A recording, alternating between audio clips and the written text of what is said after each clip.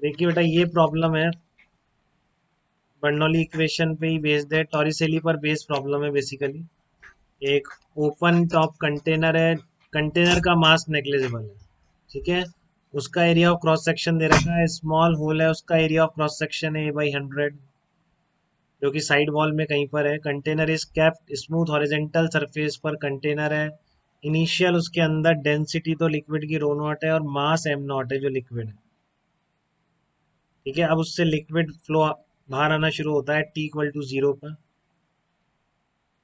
ठीक है। तो इसने हाइट वाइट नहीं बताई कितने हाइट तक है क्या है, बस लिक्विड भरा हुआ था, होल से बाहर आना शुरू हुआ T=0 पर। तो आपको एक्सलरेशन ऑफ द कंटेनर निकालना है और वेलोसिटी निकालनी है कंटेनर की, जबकि 75% of liquid has drained out, ठीक है ना। जबकि उसका इनिशियल का 75% लिक्विड बाहर आ चुका है, तब उसके पास कितनी स्पीड आएगी। तो एक्सलरेशन आ जाएगा तो स्पीड अपने आप आ जाएगी, ठीक है। हम कैसे निकालेंगे, तो हम बाहर जो लिक्विड आ गया उसके पास स्पीड आ गई है, मोमेंटम आ गया है, तो पर सेकंड जितना rate of change of momentum है लिक्विड का बाहर आने वाले का, उस पर फोर्स प्रेशर कौन लगा रहा है, अंदर का लिक्विड लगा रहा है। तो वो जितना फोर्स कमिंग आउट लिक्विड पर है, उतना ही कमिंग आउट लिक्विड उस कंटेनर पे या उस अंदर वाले लिक्विड पे लगा रहा है।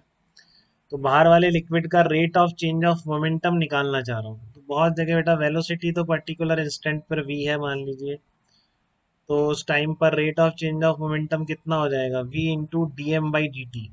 कितने केजी पर सेकंड बाहर आ रहे हैं उस इंस्टेंट पर into velocity. KG per second कितने बाहर आ रहे हैं, rho into area of cross section into velocity. तो इसलिए आपका force on liquid coming out कितना हो गया, force on liquid, force on liquid coming out, जो लिक्विड बाहर आ रहा है, force on liquid coming out, कितना फोर्स लग रहा है, वो डीपी बाई डी टी के बराबर है। तो वो आ गया आपका v इंटू, अच्छा रो A/100 इंटू v², चलो यहाँ पर v² भी लिख देते हैं, रो A/100 इंटू v² कितना है 2g/, ठीक है। तो सेम फोर्स क्या होगा, same force will be on the container या रिमेनिंग लिक्विड, सेम फोर्स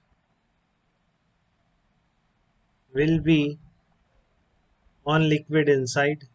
बाहर धक्का तो बेटा अंदर का प्रेशर ही मार रहा है ना, अंदर का लिक्विड जो प्रेशर मार रहा है, तो जितना फोर्स लगाएगा उस पर रिएक्शन उतनी लगेगी, ठीक है।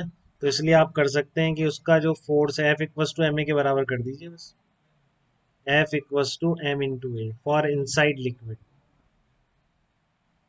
For inside liquid plus container. अब कंटेनर का मास ही नेग्लिजिबल है, तो वो लेने की जरूरत नहीं है हमको। फोर्स लिखिए यहाँ से, रो A/100 इंटू 2g/, मास कितना है जब y हाइट तक भरा हुआ है, उस इंस्टेंट का मास कितना है अंदर का, इसलिए बेटा ये कट जा रहा है बस y। और एक्सलरेशन आपका इत्तेफाक से कांस्टेंट निकल के आ जा रहा है इस केस, ठीक है, क्योंकि आप इस इंस्टेंट पर मास लिखेंगे कंटेनर के अंदर कितना मास है। तो कंटेनर के अंदर मास कितना होता है, डेंसिटी इंटू वॉल्यूम, रो ए इंटू वाई इंटू एक्सलरेशन, ठीक है। तो ये y कट गया, y कट गया यहाँ से, तो आपका एक्सलरेशन कितना आ जाएगा, रो भी कट जाएगा, g/50 आ जाएगा, ठीक है। अब g को आप 10 रख दो 50, तो ये आपका एक्सलरेशन आ जाएगा 0.2 मीटर पर सेकेंड स्क्वायर।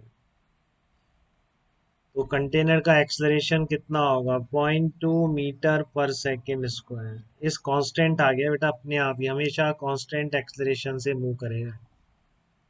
लिक्विड की हाइट y कम होती जा रही है, बट आप देख रहे हो हाइट कम होती जा रही है, उसकी बाहर आने की स्पीड बढ़ती जा रही है, स्टिल आपका जो एक्सलरेशन है वो क्या हो रहा है, कांस्टेंट मेंटेन है, क्योंकि मास भी कम होता जा रहा है उसका अकॉर्डिंगली। तो y का फैक्टर दोनों तरफ से कटता जा रहा है और एक्सलरेशन आ गया 0.2 मीटर पर सेकेंड स्क्वायर, ठीक है। अब आपसे पूछ रहा है वो कि कितना आ जाएगा, तो फिर कोई, अब तो आपको इंटीग्रेट करना पड़ेगा, वो तो फिर वही चीज हो गई, वो तो वही हो गई कि √2g/, स्पीड है, और कितनी देर में क्या पूछ रहा है, velocity when 75% of the liquid has drained out. तो velocity as a function of Y भी तो है अपने पास, 75% जब ड्रेन आउट हो गया, तो आपको इंटीग्रेशन की जरूरत पड़ेगी क्या इसमें? अच्छा, कंटेनर की पूछी, यहाँ पड़ेगी ना, v = 80 लगाना पड़ेगा ना आपको, तो 75% ड्रेन आउट होने में कितना टाइम लगा वो आपको इंटीग्रेट करके आएगा। कंटेनर की स्पीड पूछ रहा है जब 75% ड्रेन आउट हो गया। चलो कर लेते हैं इसको भी, देखिए आप एक बार। अभी मैंने आपको जो मेथड बताया उसी का यूज कर लेते हैं। ठीक है ना, अभी जैसे मैंने आपको मेथड बताया उसी का यूज कर लेते हैं।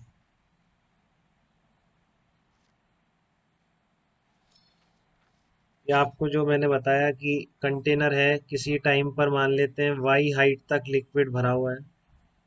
वाई हाइट तक लिक्विड है कंटेनर में, तो वॉल्यूम बाहर आने की rate A minus D Y by D T किसके बराबर होगी, A/100। और कितनी हो जाएगी स्पीड उस टाइम पे, √2g। तो बाहर आने के इतने मीटर क्यूब पर सेकंड है, area of cross section of hole into √2g/।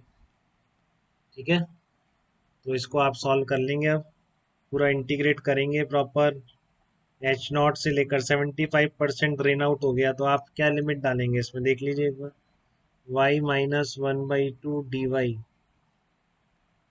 √2g/100 into 0 से t। और ये होगा H0 से माइनस भी आएगा, H0 से H0/4, 75% बढ़ के 25% बच गया अंदर। तो y कितना रह जाएगा, H0/4 रह जाएगा। यही मतलब होगा इसके 75% बचने का। ठीक है, तो आप इसमें इंटीग्रेट कर दीजिए, सब कर दीजिए, तो आपका आंसर इस तरह से आएगा। टाइम कितना आ जाएगा, टाइम ये आ जाएगा बेटा, आप सॉल्व करेंगे तो √H0 इंटू 100/√2g, ये टाइम आ जाएगा।